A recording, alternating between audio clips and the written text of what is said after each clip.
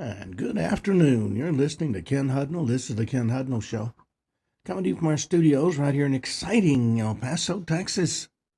Gateway to the Old West and the most haunted city in the country. Well, today is February 25th, the 56th day of the year. 309 days remain to the year's over with, and we'll start a new one. Holidays and observances. National Clam Chowder Day. Don't you just love a nice bowl of clam chowder? Pink Shirt Day. Let's all eat right day. Inconvenience Yourself Day. Extending a hand when needed and embodying kindness and making a positive impact on somebody's life can ignite a chain of compassion that reverberates through humanity. Pistol Patent Day. Texas Cowboy Poetry Week, National Chocolate Covered Nut Day, Soviet Occupation Day, Adelaide Fringe, Make Mine Chocolate, Future Farmers of America Week, National Eating Disorder Awareness Week, National Chip Week. I'm not talking about chips in the normal usage of the word. I'm talking about what we call French fries in this country. Bird Health Awareness Week, National Engineers Week, National Invasive Species Awareness Week, National School Grounds Week, National Justice for Animals Week, National Green Week, Artes Mundi, Cornish Pastry Week, and Ramadan, which will go on through March 19th. It's the Muslim holy month. They fast from sunrise to sunset. Focus on spiritual reflection and community. Famous people born on this date: Rashida Jones, Sean Austin, Tia Leone, and Ric Flair. Mr. Personality, one of the best known wrestlers in wrestling history. Met him a number of times over the years. Well, let's see what stories we have in the news today. Maybe. Well, President Trump last night celebrated a turnaround for the ages in a record-long State of the Union packed with wins and warnings. He said America's made a turnaround for the ages as he celebrated from the U.S. Congress yesterday evening as he delivered his first State of the Union address for his second term. After just 1 year, I can say with dignity and pride that we've achieved a transformation like no one has ever seen before, he said from the dais. He delivered a lengthy address that broke records as the longest in recent history, as the president celebrated snuffing out diversity and equality and inclusion policies, securing the border, unleashing U.S. energy, and most notably bolstering the economy and aiding everyday Americans. His speech focused on how his administration turned a new page on a stagnant economy under the Biden administration. He saw inflation skyrocket to 40-year highs, pointing to savings in the one big beautiful bill for working families, such as no tax on tips or on overtime. Then he pointed to one invited guest of the speech, a homeschooling mother and waitress whose family has benefited from Trump's tax plans.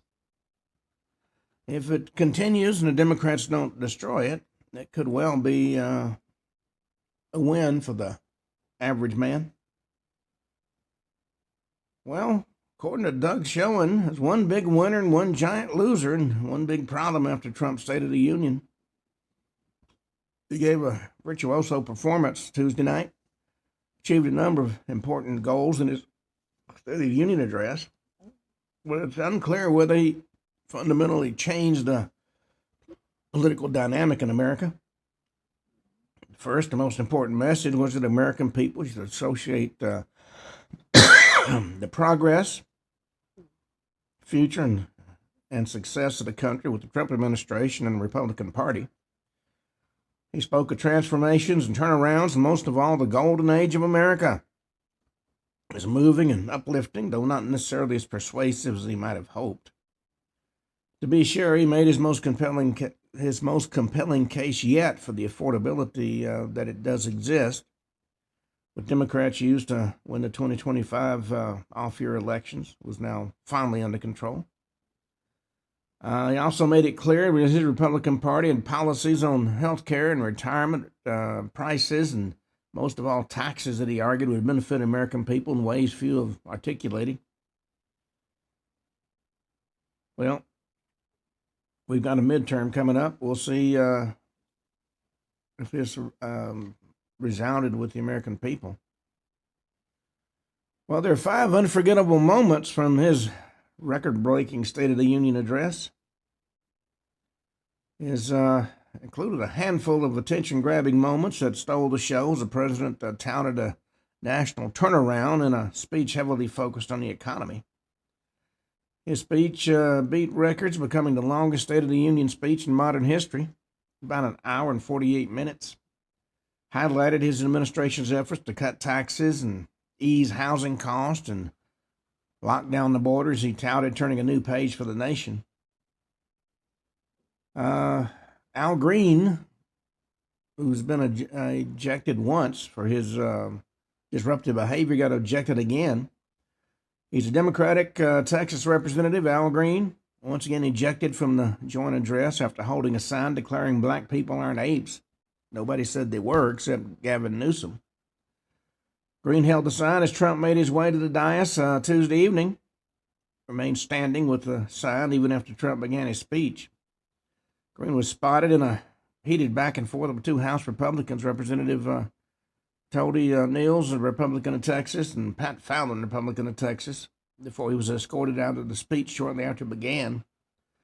Longtime Texas left-wing lawmaker was removed by security during Trump's 2025 joint address to Congress after repeatedly interrupting the president by shouting and shaking his cane. That outburst led to the House censoring Green, including 10 Democrats joining the GOP in the March 2025 vote. The men's hockey team was honored.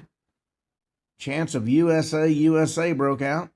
He had invited the men's hockey team to the speech just days after their gold medal win over Canada. The entire body broke into chants of USA.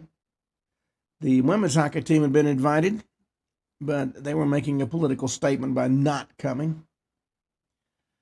President Trump reprimands Democrats and said, "You should be ashamed for voting against tax cuts under the big, beautiful bill, for unleashing sky-high inflation woes under the Biden administration, for allegedly worsening the housing crisis."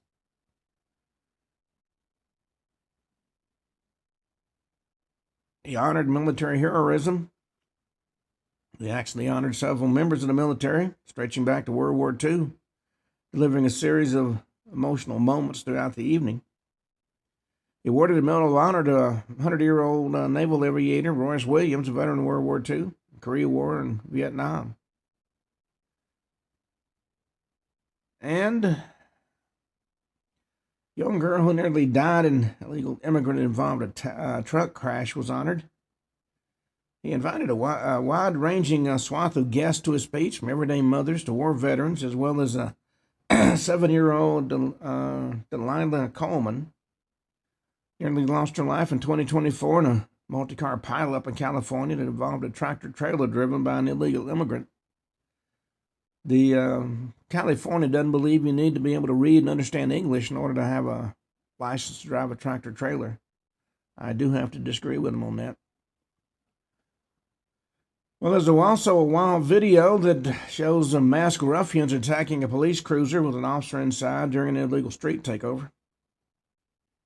This video showed these ruffians blatantly attacking a police cruiser while an officer was inside during a street takeover in Maryland. Video and witness accounts show drivers swarming the intersection of East-West Highway and Connecticut Avenue shortly after midnight, February 22nd, in Gaithersburg, Maryland. They blocked traffic in all directions, performed high-speed donuts as onlookers stood in the roadway.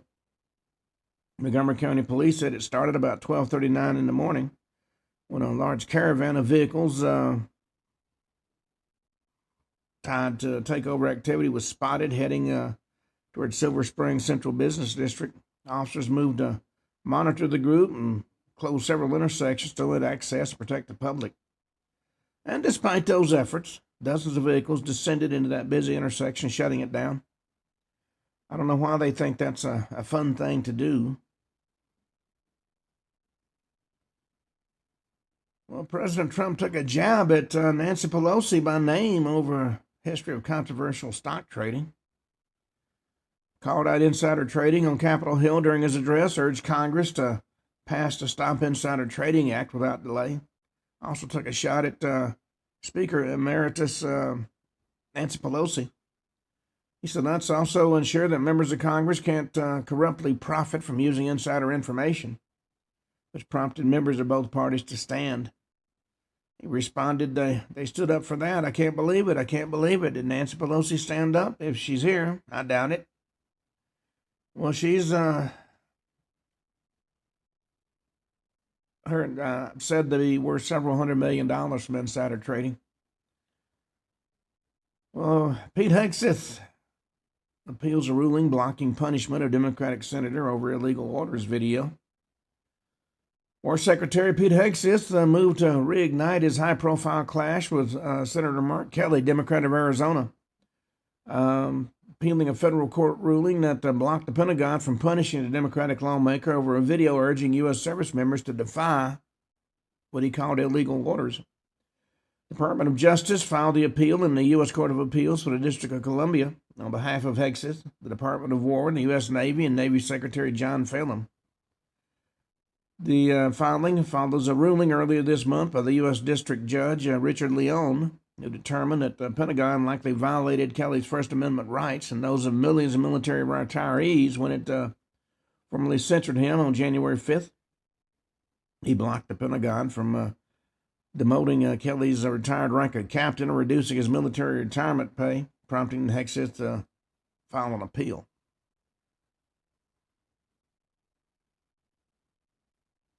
Well, Ohio school counselors' "You Can't Love God and Ice" sign stirs controversy. Academic counselor at an Ohio school was photographed holding a sign that read, "You can't love God and ice," in an image shared on social media. February 16th post on X, Jack Windsor, editor-in-chief of the OhioPressNetwork.com, shared a photo identifying a woman as Selena McKnight, an academic counselor at Olentangy High School in Lewis Center, Ohio, about 30 minutes from Columbus. She appeared in the photo holding a sign that said, "You can't love God and ice." Well, while the full sign is not completely visible in the pictures that made the rounds, it also appears to reference Exodus 22, chapter 22, verse 21, which states, "Do not mistreat or oppress a foreigner, for you were foreigners in Egypt." She pictured alongside what appears to be other students. That's one of the big problems that's going on, is the so-called educators are actually conspiring with the students to disrupt society. Well, sources have revealed an update on the DNA recovered inside Nancy Guthrie's home. DNA leads appear to be cooling in the Nancy Guthrie disappearance investigation. DNA samples recovered from inside her house mainly came back to people who had a reason to be there. Two federal law enforcement sources told Fox News one unknown sample yielded only a partial profile that couldn't be checked against the FBI's CODIS database. Pima County Sheriff Chris Nanos previously said DNA recovered from the scene hadn't yet led police to a suspect in the kidnapping of the mother of today's co-host Savannah Guthrie.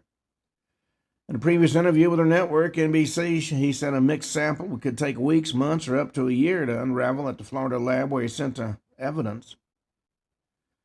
Other DNA has already been processed. Blood on the front porch traced back to Guthrie herself. Lab also tested a suspicious glove recovered about 2 miles from her home, which authorities said appeared similar to those worn by the masked suspect in her Nest doorbell camera. It's also, in an earlier statement, they said it looks like the individual who was caught on the doorbell camera had been there 2 nights in a row. Well, Kristen Cavallari describes Hollywood bash that felt like a drug den with a sketchy energy. She recently attended what was literally billed as a slutty Valentine's Day party. During the Tuesday episode of her podcast, Let's Be Honest with Kristen Cavallari, the 39-year-old reality star recalled that she was on a plane for a trip to Los Angeles when she was invited to a Valentine's Day bash by her friend Sophie. Told her she had to download an elite ultra-exclusive app just to RSVP. The app thinks it's Raya. It's so secretive, she said, referring to the celebrity dating platform. It's like Fort Knox getting in. The dress code says wear white if you're single, pink if you're heartbroken, black if you're horny, and nude if you're slutty. In my head, I'm like, I have black leather pants and a nude top. So she was asked what was that combination. She said slutty and horny. Well, it's once she got there, it seemed to she got a different attitude about what was going on. Well, a missing North Carolina mother was found alive after 24 years. Reportedly revealed why she left. North Carolina mother reported missing for more than 2 decades. Recently found alive, reportedly told authorities she left her family due to an ongoing domestic issue. Rockingham County Sheriff's Office said Michelle Hundley Smith, who disappeared in December 2001, located February 20th in North Carolina after detectives received new information about her case. She said, "Let me say there were no allegations of any foul play regarding her leaving," according to Rockingham County Sheriff Sam Page. But according to Ms. Smith, she said she left due to ongoing domestic issues at the time. She didn't elaborate on that. Well, that's one way to deal with not being happy. Just walk out the door and don't come back. Well, Lamborghini scraps the first EV launch, calls the development an expensive hobby. Stephen Winkleman says luxury automaker will replace electric Lanzador with a plug-in hybrid after finding close to zero demand. It's going to cancel its plans to release an electric vehicle in 2028 due to what the company is calling a lack of consumer demand. And quite frankly, when I went looking for the vehicle we have now, there was a big push for electric vehicles, and even the dealer said, you don't want to look at that. Well, President Trump's home run State of the Union speech sparked praise from conservatives online while leaving the Democrats seething. One of the conservatives quickly took to social media to praise President Trump's State of the Union speech. Lasted just under 2 hours. Energized Republicans and really annoyed the Democrats. According to conservative radio host Mark Levin, it's not just an excellent speech, it's mostly POTUS himself. He's a truly historic leader. I know he drives D.C. nuts, but frankly, who cares? Yeah, let's see what else we got.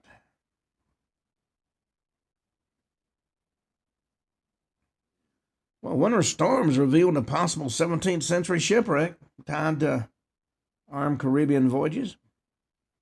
The remains of a 17th century ship recently surfaced after winter storms ripped open a beach in the United Kingdom. The vessel was found at Studland Beach in Dorset along the southwestern coast of England. Bournemouth University announced the discovery in a February 9th press release. Ship's believed to be a vessel called the Fame, a merchant ship from Hudnall in the Netherlands that sank in 1631 after running aground. The timbers measure nearly 20 feet long and about 6.5 feet wide. Officials said the ship's section consists of about 15 frames connected with wooden tree nails to 5 outer hull planks. Well, Kim Jong-un has tapped his teenage daughter as a missile general for North Korea nuclear program. Handed his teenage daughter a leadership role in the regime's powerful missile administration, body that oversees Pyongyang's nuclear forces. That's according to South Korean media. The girl, J.I., who's believed to be 13 or 14 years old, was assessed by South Korean intelligence received on Sunday to be acting as a missile general director while authorities monitor developments at the ongoing Ninth Congress of the ruling Workers' Party, according to reports. The Chosen Daily, citing high-level government sources familiar with the matter, said intelligence agencies obtained reports that Kim's daughter had been elevated to that position. While Jiang Chang Hai is officially listed as director of the administration, intelligence suggests Kim's daughter is receiving briefings from generals and issuing directives. Yes, that's what every 14-year-old needs to do, be in charge of missiles. Well, Trump shattered Clinton's 26-year-old record for the longest State of the Union address. President Trump now holds the modern-era record for the longest State of the Union address, surpassing President Bill Clinton's 2000 speech. State of the Union is the president's annual address to Congress and the country, which operates as equal parts progress report, agenda blueprint, and political messaging measuring stick. What comes next? Trump's speech largely focused on the economy and turning a page to usher in the golden age, as he called it. He said, after just 1 year, I can say with a dignity and pride we've achieved a transformation like no one has ever seen before. Well, according to Laura Ingraham, during that speech, we saw on display the best of America, except for Al Green. Well, he was ejected, as I said earlier, from the Trump primetime address for the second time, this time with a protest sign. Fox News Digital spotted Green on the Democrats' traditional side of the House chamber Tuesday evening. Head of the State of the Union, standing on a seat just 5 rows where Trump was due to begin speaking. As Trump arrived, though, he held up a sign that read in all capital letters, "Black people aren't apes." That's why he wanted to become known for monkeying around, I guess. Well, let's see. A Tesla driver barreled into a crowd outside a California bar. Gunfire erupted in a chaotic scene caught on video. Excuse me, I don't know what's wrong. The video captured the chaotic moment a car barreled into a crowd gathered outside a bar over the weekend in San Bernardino County, California, triggering a burst of gunfire and sending bystanders scrambling for cover. The Redlands Police Department said Monday that 4 people were taken to the hospital after the suspected attempted vehicular homicide unfolded early Sunday morning. The incident reportedly stemmed from an altercation that escalated among several people outside a popular restaurant and bar, The Underground. That happened shortly after 1:30 in the morning. Authorities said one of the individuals involved got into a 2022 Tesla and drove away before circling back minutes later, hit 4 people who were standing in the street in front of the bar. That'll teach you to stand in the street. Driver then lost control of the vehicle and slammed into a curb. Despite the impact, the car sped away from the scene, apparently leaving behind a trail of leaking fluids. After an initial strike, an unknown suspect drew a gun and unleashed a flurry of shots, according to police, shattering the window of one business while damaging the door of another. Yes, California always has something interesting going on. Well, Iran's shadowy chemical weapons program is drawing scrutiny as reports allege it's being used against protesters. A new report from the Foundation for the Defense of Democracy has raised concern about Iran's opaque chemical weapons program, which argues policymakers have paid little attention to compared with Iran's more scrutinized nuclear weapons program. The FDD report outlines how the Iranian regime may have resorted to the unconventional use of chemical weapons while it faced an unprecedented uprising beginning in December 2025. A wave of unrest Tehran has not seen since 1979 in the Islamic Revolution. And the use of chemical weapons by Iran would be in defiance of their obligations under the 1997 Chemical Weapons Convention. But Khomeini is determined to hold on to power, no question about that. Well, on that note, we're going to turn to our topic for today. We've been talking about a lot of different unsolved events. The one now is about an individual you may all recognize. I'm talking about the death of Superman. an unsolved murder of George Reeves. Now, Hollywood has always understood the value of a clean ending. Stories are more marketable when they conclude neatly with motivations explained and conflicts resolved. Ambiguity is rarely welcomed, particularly when it threatens reputations or unsettles carefully maintained narratives. Well, the death of George Reeves, best known to generations of Americans as television Superman, was given just such an ending. It was June 16, 1959. Reeves was found dead in his Benedict Canyon home. Within hours, his death was described as a suicide. That's always the default solution in the case of an unsolved death. Within hours, that decision was made by authorities. Within days, that description hardened into an official conclusion. Within weeks, the case was officially closed. But from the very beginning, the facts resisted that conclusion. Friends expressed disbelief. Journalists noted contradictions. Investigators encountered physical evidence that didn't align neatly with that ruling. Witnesses offered accounts that shifted, conflicted, or quietly disappeared from the record. And over time, questions were not answered as much as absorbed, smoothed over, and eventually ignored. We don't seek to sensationalize George Reeves' death. We don't rely on rumor or retrospective mythology. What we're doing is examining the case as it existed at the time, through police reports and witness statements and physical evidence and the social context in which the investigation unfolded. And the question at the heart of the matter is not who killed George Reeves, but why the official explanation was accepted despite its weakness. When the conclusion is reached without reconciliation of the facts, the record remains unfinished. Well, we're examining this because the record never resolved itself. By the mid-1950s, George Reeves had achieved a level of recognition that most actors never reach. His face was familiar in millions of American homes. Children recognized him instantly. Parents trusted him. Advertisers embraced the character he portrayed. To the public, he wasn't just playing Superman, he was Superman. And that identity carried enormous cultural weight. Now, television in the 1950s was still a relatively young medium, but its reach was unparalleled. Weekly programming entered the living room, shaping habits, values, and expectations. And the Adventures of Superman wasn't just simply entertainment, it was a moral touchstone. Reeves embodied certainty and decency and restraint at a time when the country was navigating post-war anxiety and Cold War tensions. Privately, though, he lived in a very different world.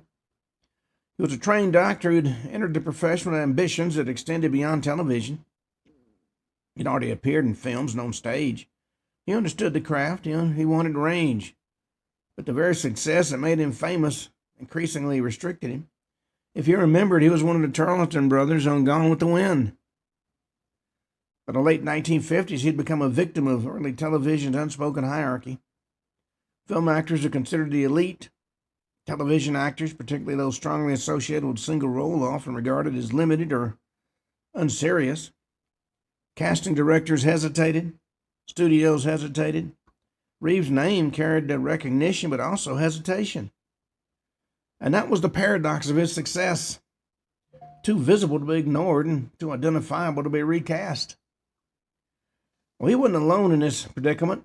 Many early television actors expressed frustration with the medium's limitations. Contracts were restrictive. Residuals were minimal. Opportunities for crossover into film were rare. What made Reeves' situation unique was the permanence of the Superman image. He reportedly resisted wearing the Superman costume in public, not out of arrogance, but out of concern it would further cement the association. This reluctance was later mischaracterized as embarrassment or shame. In reality, it reflected a strategic awareness of how fragile his professional mobility had become. And that distinction certainly matters. Frustration with career stagnation is not evidence of suicidal ideation. It's evidence of an actor grappling with an evolving industry that offered him fame without flexibility. But in the aftermath of Reeves' death, those professional frustrations were selectively elevated to explain his state of mind. And over time, they hardened into a narrative of despair that was easier to accept than unresolved questions about the circumstances of his death. The Superman character represented moral clarity and invulnerability. Reeves, like any human being, lived with uncertainty and compromise.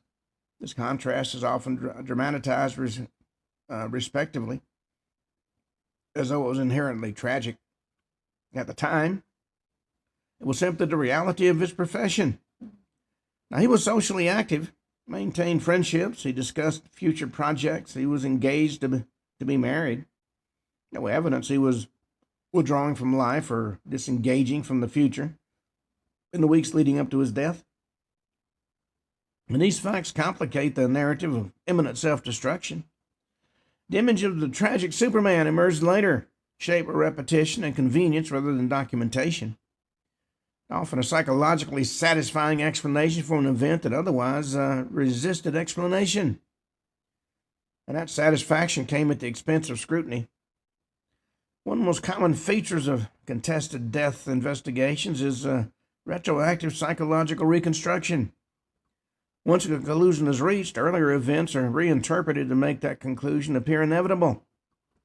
In Reeves' case, moments of frustration are recast as warning signs. Professional disappointments were reframed as despair. Norman human complexities simplified into motive. And this process doesn't require dishonesty. It requires hindsight and repetition. Problem is that it substitutes narrative coherence for a factual resolution. Before examining the death of and the night of George Reeves' death, it's essential to recognize how quickly his life was reframed to fit the conclusion that followed. And that reframing shaped every subsequent discussion of the case. Now, the events of June 15th and 16th, 1959 didn't unfold in isolation. They occurred in a social setting, within a domestic space, and among multiple individuals whose accounts will later prove impossible to reconcile fully.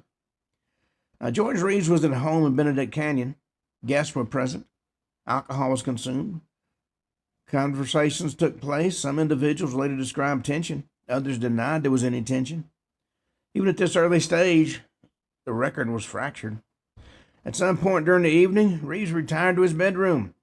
What happened next was never reconstructed with certainty. What is known is that he was found dead from a gunshot wound to the head. Revolver was present. Discovery of his body initiated a chain of events that moved with unusual speed. Within hours, suicide is being discussed as a likely explanation. Most investigations, early confusion gives way to clarity. Witness statements are compared and timelines converge and discrepancies are reconciled. But in the Reeves case, the opposite occurred.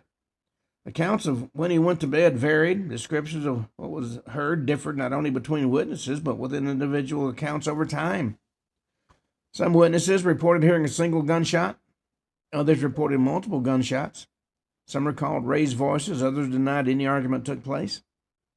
So rather than narrowing, these contradictions persisted. Alcohol has often been cited as the explanation. While alcohol can impair perception, it doesn't account for contradictions that consistently drift toward a single conclusion. In this particular case, later statements tend to align more closely with the suicide narrative than the earlier statements. And that pattern is significant. First hours after a death are critical. They establish investigative direction and public perception simultaneously.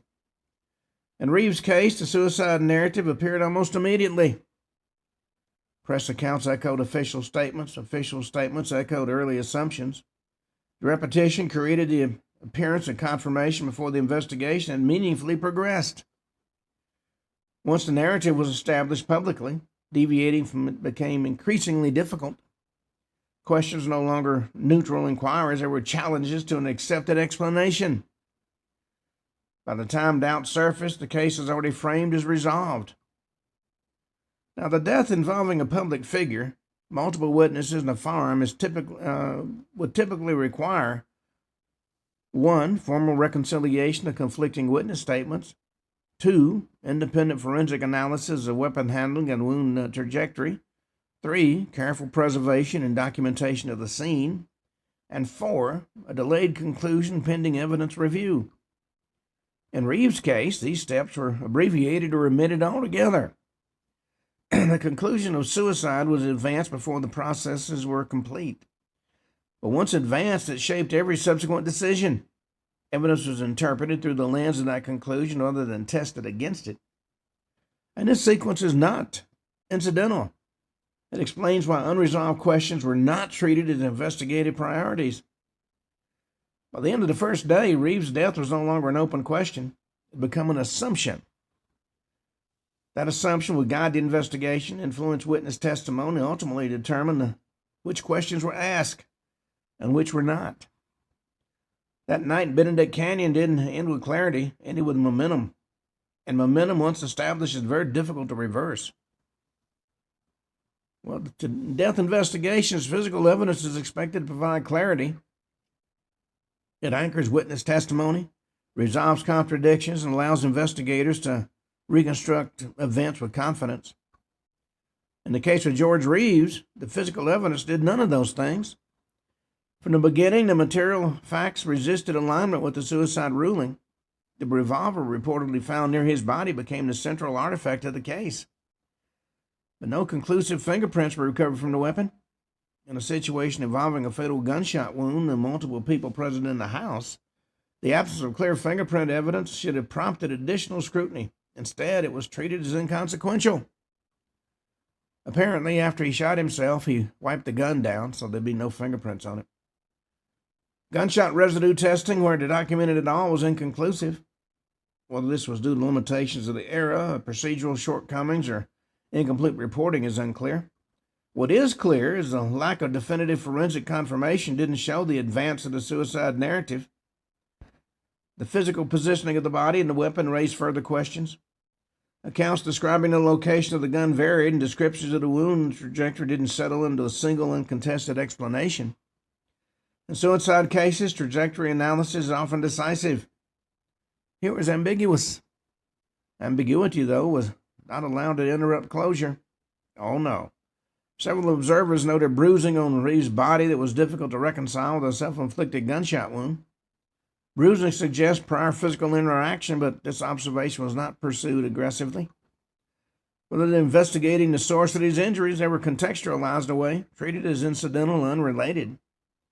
This decision effectively removed them from consideration. In a thorough investigation, unexplained injuries demand explanation. They're not dismissed because of a complicated conclusion. They're examined because they might challenge it. That examination never occurred. The condition of the bedroom itself added another layer of uncertainty. Furniture placement, disturbed objects, and inconsistencies in scene description suggest the room may not have been preserved with forensic rigor. Crime scenes are fragile. Once altered intentionally or unintentionally, they lose evidentiary value. In Reeves' case, it's difficult to determine how much of the scene was altered before a thorough documentation occurred. And this matters because the physical environment often resolves disputes that testimony can't. When the environment's compromised, the investigation relies more heavily on witness accounts that in this case are already unstable. The loss of scene integrity narrowed the scope of inquiry before it properly began. Well, one of the most persistent contradictions in the Reeves case involved reports of multiple gunshots. Several witnesses claimed to have heard more than one shot, but the official narrative centered on a single fatal discharge. Sound perception can be unreliable, particularly in stressful situations. However, the consistency with which multiple shots were reported by different individuals suggests the issue warranted close examination. Unfortunately, it didn't receive it. Instead of testing whether these accounts could be reconciled with physical evidence, they were treated as confusion. Once again, contradiction was resolved not through investigation, but through dismissal. The cumulative effect of these inconsistencies is not proof of homicide, but it is proof the evidence didn't cooperate with the conclusion imposed on it. Each unresolved element, fingerprints, residue, trajectory, bruising, sound, was addressed individually and minimized. Viewed collectively, they form a pattern of resistance. Evidence doesn't argue. It doesn't persuade. It simply exists. In the Reeves case, it existed in a state that was never fully aligned with suicide. Rather than adjusting a conclusion, the investigation adjusted its tolerance for contradiction. Well, witness testimony is often treated as secondary to physical evidence. In reality, it provides the narrative framework through which evidence is interpreted. When witness accounts stabilize, investigations move forward. When they don't, investigations stall. In the Reeves case, witness testimony never stabilized. Those present in the house on the night of June 15th and 16th, 1959, offered accounts that shifted over time. Statements given shortly after the incident differed from those given later. Details were added, removed, or softened. Timelines changed. Emotional tone shifted. What's notable is not the existence of these changes, but their direction. Over time, testimony moved toward alignment with the suicide narrative. In a rigorous investigation, revised statements prompt comparison. Investigators ask why details have changed and whether earlier or later accounts are more reliable. In the Reeves case, this process appears to have been abbreviated. Later statements that supported closure accepted as clarification. Earlier statements that raised questions were quietly set to the side. This created an illusion of consistency without actually resolving contradictions. Witnesses were not confronted with their own inconsistencies in a meaningful way. Instead, the narrative absorbed revisions with favored finality. As time passed, witnesses became quieter. Some declined further comment. Others claimed diminished memory. Public discussion faded. Silence is often interpreted as confirmation. In reality, it can reflect discomfort, fear, or fatigue, particularly when speaking carries social and professional consequences. And in Hollywood, silence has long been a survival skill. The absence of continued witness testimony didn't strengthen the suicide ruling. It merely removed opposition to it. Once an official conclusion is announced, challenging it requires persistence and risk. Witnesses who contradict a closed case invite scrutiny. They risk being dismissed, ridiculed, or ignored. In Reeves' case, there's little incentive for witnesses to continue raising objections. The ruling had been made. The investigation had ended. The social cost of dissent outweighed the likelihood of change. And closure, once established, became self-reinforcing. Investigation into George Reeves' death didn't conclude because all the questions were answered. It concluded because the system stopped asking them. Witness testimony didn't converge, it faded. And this distinction is crucial. Cases that are truly resolved grow quieter because doubt dissipates. Cases that are merely closed grow quieter because discussion becomes unwelcome. And the Reeves case belongs in the latter category. Hollywood in the 1950s functioned less as an industry and more as a closed system. Studios control careers, publicists control narratives, and damage control is an everyday function of power. Scandal was not confronted openly, it was managed quietly, often before it reached public awareness. Understanding this environment is essential to understanding why the death of George Reeves was resolved so quickly. Reeves wasn't merely a television actor, he was a public face of a character and marketed to children and families and advertisers as a symbol of moral certainty. The Superman brand was valuable precisely because it was uncomplicated, and anything that complicated it threatened commercial stability. Violent or unresolved death would introduce scrutiny into an industry that relied on controlled images. The suicide, by contrast, framed the event as personal tragedy rather than institutional failure. It allowed studios and networks and business partners to step back without implication. This context doesn't require secret meetings or explicit orders. Hollywood power functioned through shared incentives. Everybody understood what outcome was preferable. The speed at which the suicide narrative took hold reflects that understanding. Hollywood's influence extended beyond publicity. Relationships between studios, law enforcement, and city officials were long-standing and mutual beneficial. Police departments valued cooperation with the film industry. Studios valued discretion. This relationship doesn't mean investigations were fabricated. It meant they were often streamlined. In cases involving public figures, investigators were accustomed to resolving matters in ways that minimized disruption. Lengthy inquiries brought press attention invited speculation, and speculation threatened reputations. The Reeves investigation unfolded within this framework. Once suicide became the working assumption, investigative momentum slowed. Questions that might have extended the case were deprioritized. The goal became resolution, not exploitation. Hollywood didn't need to interfere. The system already knew what to do. George Reeves' personal relationships are often been reduced to shorthand explanations for his death. Romantic frustration, career anxiety, emotional strain. These explanations are tidy, but incomplete. Now, he moved within social circles that included individuals with influence, wealth, and reputational risk. And his relationships are not purely personal. They exist within a power structure that shape behavior and expectations. Some relationships are emphasized repeatedly in press accounts, while others were quietly minimized. Emotional conflict was highlighted. External pressure was softened or omitted. And this imbalance matters, very much so. When investigators focus selectively on certain relationships while ignoring others, they shape conclusions before evidence is weighed. In Reeves' case, interpersonal explanations were elevated because they supported the suicide narrative.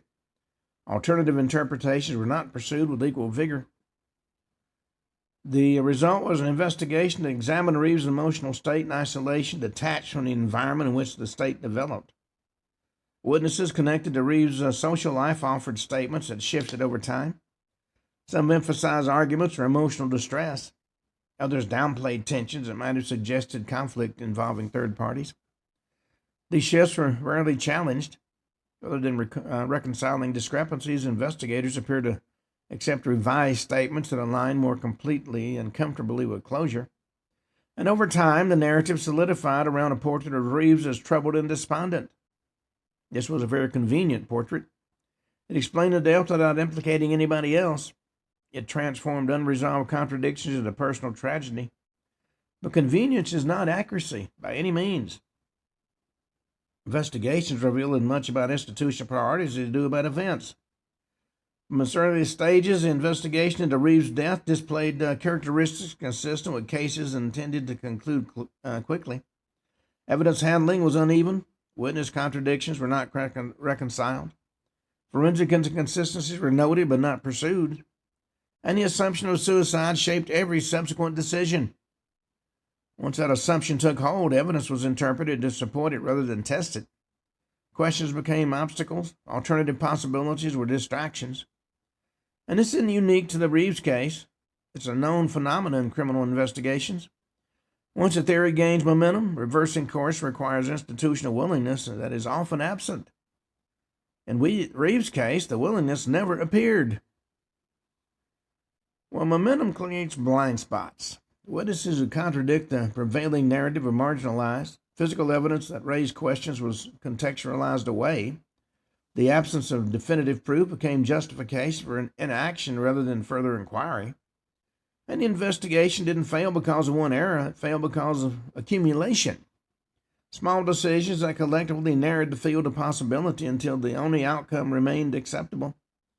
Closure replaced certainty. Well, the durability of the suicide ruling in the Reeves case is often cited as proof of its correctness. In reality, durability proves only that the ruling was never meaningfully challenged. And once the case was closed, reopening it would have required admitting that the original investigation was incomplete. And that admission, of course, carried institutional risk. Law enforcement risked criticism. Hollywood risked renewed scrutiny. Media organizations risked acknowledging they accepted an official narrative too easily. The path of least resistance was silence. Over time, the ruling became self-reinforcing. The absence of new evidence was cited as proof that no further scrutiny or inquiry was warranted, even though earlier evidence had never been resolved. The circular logic preserved the conclusion without strengthening it. And despite official closure, doubt persisted. Journalists revisited the case. Friends spoke quietly. Historians noted inconsistencies. Public never fully accepted the explanation. The Reeves case endured primarily because it was never resolved or reconciled. And when a case is not reconciled, it doesn't rest. It lingers in archives and memory, as we're going to discuss later, sometimes in the very spaces where the death occurred. Found that deaths have consequences that extend beyond police reports and official rulings. When a life ends suddenly, especially under disputed circumstances, the aftermath often settles unevenly. Questions linger. Memories fracture. Spaces associated with the death take on meanings they didn't previously hold. In the case of George Reeves, the house in Benedict Canyon never fully returned to silence.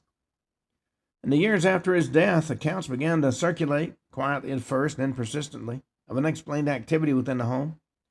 These stories didn't originate from a single source or a single moment. They emerged gradually, passed along by later occupants, visitors, and neighbors who had no personal connection with Reeves himself. What unites these reports is not their dramatic nature, but their consistency. Doors opening and closing without explanation, footsteps heard in empty rooms, voices reported where nobody was present. Pervasive sense the house retained something unsettled. None of these accounts can be proven in a forensic sense. They don't belong to the domain of evidence in a legal proceeding, but they do belong to the historical record as reported aftermath, the way people responded to a death that never fully made sense. Haunting narratives tend to rise where trauma remains unresolved. They appear less frequently in cases that are widely accepted as settled, even when those cases involve violence. In contrast, places associated with disputed deaths often acquire reputations that outlive the individuals involved. And the Benedict Canyon home became one of those places. Over time, the stories didn't fade. New occupants, unaware of the house's history, reported experiencing disturbances before learning who had died there. And that detail, often repeated, is significant not because it proves anything supernatural, but because it reflects how strongly the story of Reeves' death attached itself to the physical space. The house became a repository, not of answers, but of unease. Whether one believes in ghosts or not, it's difficult to ignore how frequently unresolved deaths generate this kind of legacy. The phenomenon may be psychological, cultural, or something else entirely, but what matters is that it occurred, and that it persisted, and the house, like the case itself, never fully settled into closure. Ghost stories are often dismissed as superstition, but historians and sociologists have long noted that hauntings tend to cluster around specific types of events. Sudden deaths, acts of violence, and moments where truth is perceived to have been suppressed or distorted. The reported hauntings associated with George Reeves' death fit squarely inside that pattern. They didn't emerge from tabloid sensationalism alone. They appeared quietly through word of mouth, through secondhand accounts, and through the steady accumulation of anecdotes. Over time, they became part of the lore surrounding the case, not as proof of murder, but as evidence that the event itself never resolved cleanly in the public mind. And it's important to draw a clear distinction here. We're not asserting that George Reeves' spirit haunts his former home, nor do we suggest that paranormal activity constitutes evidence of homicide.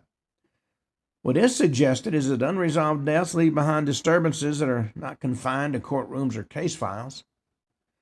In many cultures, haunting narratives serve a social function. They give form to unease. They externalize unresolved questions. They allow communities to express doubt when official channels have closed the discussion. In this particular case, the haunting of the Benedict Canyon house mirrors the investigation itself. Both persisted despite attempts at closure. Both were spoken about quietly rather than publicly. Both existed in the space between acceptance and disbelief. It's telling that interest in the hauntings increased as confidence in the suicide ruling decreased. As physical evidence and witness testimony failed to produce clarity, the story sought expression elsewhere. The house actually became a symbol, a place where something happened that was never fully explained. In the end, the haunting narratives tell us less about the supernatural than they do about human response to unresolved violence.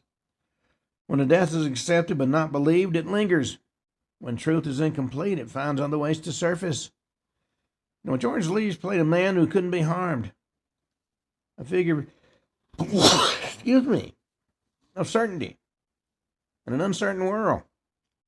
His death shattered that illusion. The refusal of his story to rest, whether through investigation, rumor, or haunting, suggests that some endings can't be imposed. They actually have to be earned. Now, there are deaths that settle into history and deaths that don't. The difference is rarely the passage of time, it's resolution.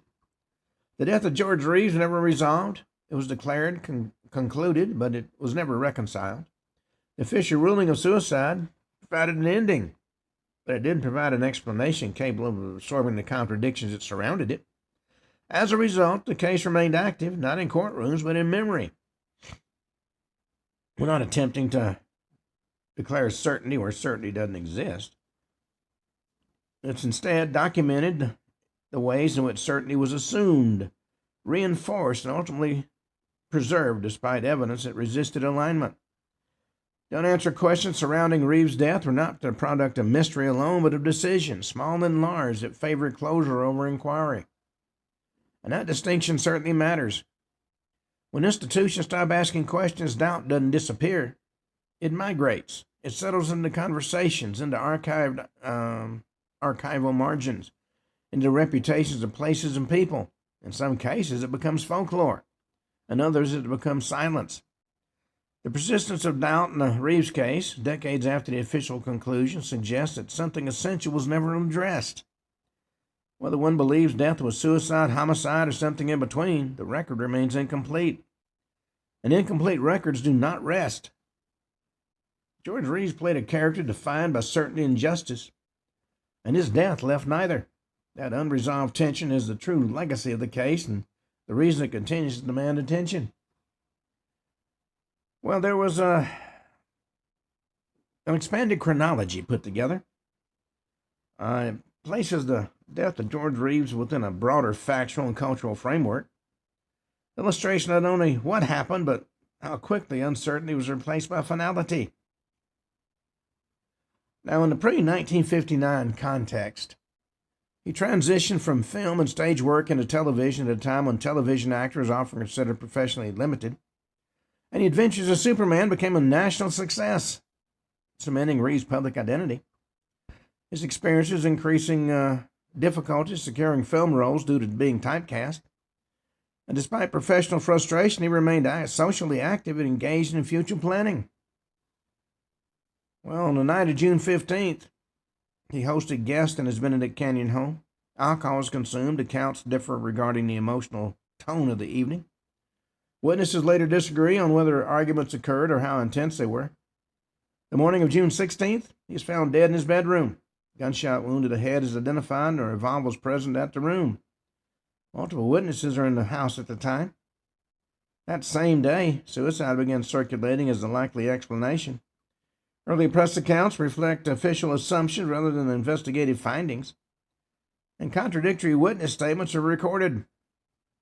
Over the following days, witness accounts began to shift.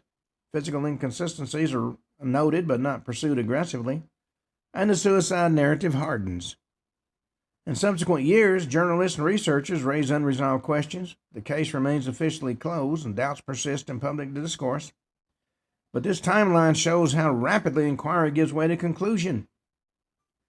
Well, on that note, we come to the end of today's show. We're running out of time. We'll talk a little more about the death of Superman in tomorrow's show. Until then, this is Ken Hudnall for the Ken Hudnall Show, saying have a truly great evening.